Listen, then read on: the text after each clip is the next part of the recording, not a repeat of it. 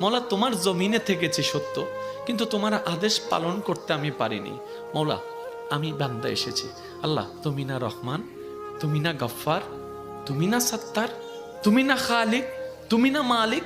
মৌলা তুমি চাইলে তো দিনকে রাতও বানাইতে পারো, রাতকে দিনও বানাইতে পারো সেকেন্ডের আগে। মৌলা তুমি তো চাইলে মৃতকে জীবিতও বানাইতে পারো, জীবিতকে মৃতও বানাইতে পারো। ও মাওলা, এই বিশ্বের সামনে, এই বিশ্বের সামনে, এই গ্যালাক্সির সামনে পৃথিবীর কোনো অস্তিত্ব নাই। পৃথিবীর সামনে আমি 3.5 হাত মানুষের কোনো অস্তিত্ব নাই। মাওলা এই ছোট্ট নগণ্য বান্দাটা তোমার কাছে এসেছি। মাওলা মা তো ফেরাই দেয় না, মায়া করে। তুমিই তো বলেছো মায়ের চাইতে 1000 গুণ বেশি তুমি বান্দাকে ভালোবাসো, বান্দাকে ভালোবাসো। ও মাওলা তুমি দৌড়াই দিলে কার কাছে যাব? তুমি রহমত না করলে কে রহমত করবে?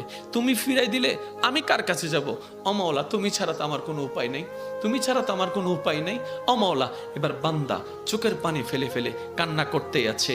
সে কান্নার আওয়াজটা দুনিয়ার জমিনে ডানাও যদি 1 হাত না যায় হতে পারে, কিন্তু সেই আওয়াজটা রব পর্যন্ত পৌঁছায় যাচ্ছে, রব পর্যন্ত পৌঁছায় যাচ্ছে।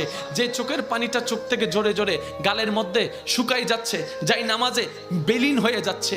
না রে ভাই না, এটা এতটুকু বিলীন হচ্ছে না, এটা রব্বে করিম হাদিসে পাকের ফরমান অনুযায়ী আশিকের সেই চোখের পানিকে ফেরেশতার মাধ্যমে আল্লাহ একটা বাটিতে সংরক্ষিত করে রাখে, যে বাটিটা জান্নাতের মধ্যে থাকবে, জান্নাতের মধ্যে থাকবে। এমন পানি আল্লাহ পাক নষ্ট হতে দেয় না। বান্দা চোখের পানি ফেলতেই আছে, মন থেকে আত্মসমর্পণ করতেই আছে।